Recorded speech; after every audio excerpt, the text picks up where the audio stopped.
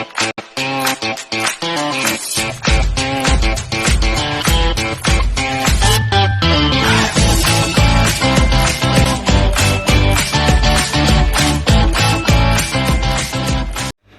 عليكم ورحمة الله وبركاته. ازيكم يا شباب، عاملين ايه النهارده؟ ان شاء الله حلقة جديدة من حلقات نيوتن الشرق، وهنناقش شخصية جديدة من شخصيات رجال حول الرسول.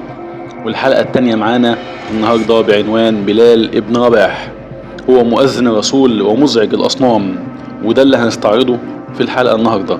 وهنشوف قصة الصحابي بلال ابن رباح وكيف تحول من عبد فقير إلى سيد من أسياد الإسلام. كان بلال حبشي أسود اللون، وكان عبدا لأمية بن خلف، وكان أمية بن خلف من قبيلة بني جمح، وأمه كانت بتعمل جارية عندهم. بلال كان بيسمع سيرة سيدنا محمد من أسياده لما بيتحدثوا عن صفاته وأخلاقه وأمانته، فكان شايف إن الدين فيه شيء جديد، وسمعهم هو بيتكلموا عن الأسباب اللي هتأدي لعداوتهم لسيدنا محمد، لأنهم هيخسروا مكانتهم الدينية لو انتشر الدين الإسلامي. وفي يوم من الأيام ذهب بلال لرسول الله وأسلم بعدها، وبعد كده انتشر خبر إسلامه في قبيلة بني جمح اللي هو عبد فيها، فلقنوه أصعب أنواع التعذيب. وكان بلال مشهور بالتحمل والصمود لأقصى أنواع التعذيب، ولكن بلال أعطى درسا للذين في زمانه وفي كل زمان، حيث كان بلال عبد أسود لكن مع ده شرف الدين الإسلامي. فكانوا بيعذبوا بلال تعذيب شديد جدا جدا جدا، لدرجة ان هم كانوا بيخلوا بلال عاري خالص ويضعوا فوقه جمر ملتهب مشتعل عشان يرجع عن إسلامه ويقول لهم ان انا امنت بيكم، لكنه رفض. فبكده يا جماعة هنعرف ان رسول الله صلى الله عليه وسلم جعل من هذا العبد الحبشي استاذ البشرية في فن احترام الضمير والدفاع عن الحرية.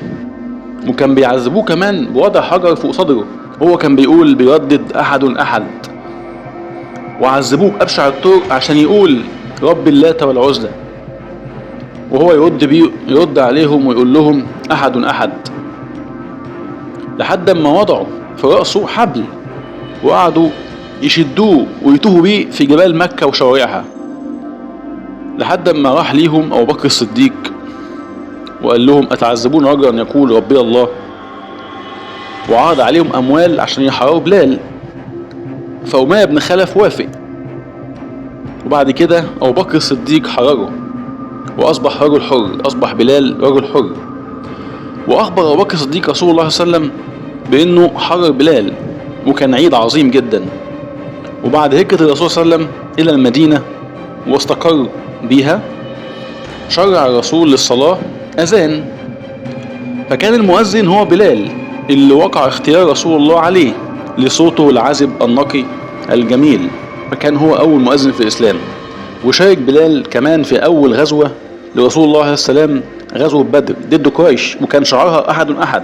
وخرج في الغزوة دي أمية بن خلف وصديقه عقبة بن أبي معيط، للعلم ان عقبة ده هو كان بيشجع أمية على تعذيب بلال. فلعل المعركة دي تصفية حساب قديم اللي هم ارتكبوه في ذنب العبد ده اللي هو المؤمن اللي هو بلال. تدور المعركة، والمعركة قربت على نهايتها، فأمية بن خلف يلمح عبد الرحمن بن عوف اللي هو صاحب رسول الله صلى الله عليه وسلم، فيستنجد بيه عشان ينقذ حياته. فوافق عبد الرحمن، فلمحه بلال رفع سيفه ليقطع رأسه، فإذا عبد الرحمن بن عوف بيقول له إنه أسيري. فصاح بلال في جموع المسلمين كلها، فقال لهم يا أنصار الله رأس الكفر أمية بن خلف لا نجوت إن نجا، يعني بيقول لهم أهو موجود رأس الكفر. فعبد الرحمن بن عوف ما استطاعش إن هو يحميه من كوكبة المسلمين اللي هم سنوا السيوف عشان يقتلوه، وبالفعل قتلوه. فبلال نظر ليه كده وهو ميت وقال له أحد أحد.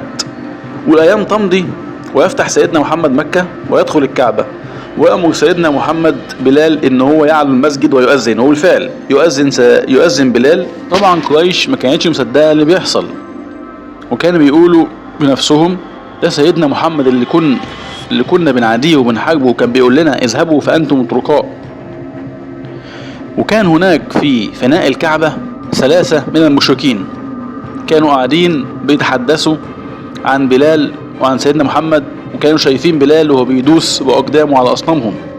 فسيدنا محمد لما شافهم قال لهم أنا علمت بما تقولون، فقالوا على طول نشهد أنك رسول الله، واستقبلوا بلال استقبال جديد بقلوب جديدة. فعاش بلال مع سيدنا محمد يؤذن للصلاة ويحمي شعائر هذا الدين، وكان كل يوم بيزداد قرب من قلب رسول الله، لأن رسول الله كان بيصفه بأنه رجل من الجنة. وظل بلالا متواضعا في نفسه.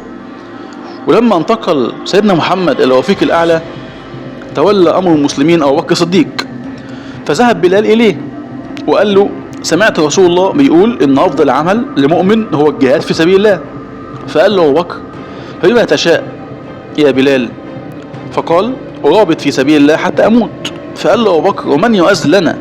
قال بلال وهو حزين لا أؤذن لأحد بعد رسول الله. فقال أبو بكر الصديق بل ابكي معنا وأذن لنا. فقال له بلال إن كنت أعتقتني لأكون لك فلك ما تريد، وإن كنت أعتقتني لله فدعني. فقال له أبو بكر الصديق بل أعتقتك لله. وروايات كتير بتختلف إنه ظل مرابط في الشام، ومنهم بيقول إنه وافق على رجاء أبو بكر الصديق وبقي معاهم في المدينة، إلا إنه على أي حال كان بلال يريد ذلك وهي المرابطة حتى يلقي الله ورسوله على خير عمل بحياته وهو الجهاد في سبيل الله.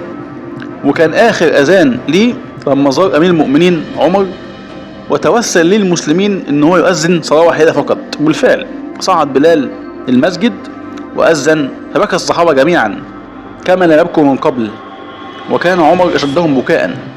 ومات بلال في الشام مرابطا في سبيل الله كما أراد. وبكده يكون قصتنا النهاردة انتهت، وإلى اللقاء في حلقة جديدة من حلقات نيوتن الشرق وشخصية جديدة إن شاء الله قريبا. والسلام عليكم ورحمة الله وبركاته.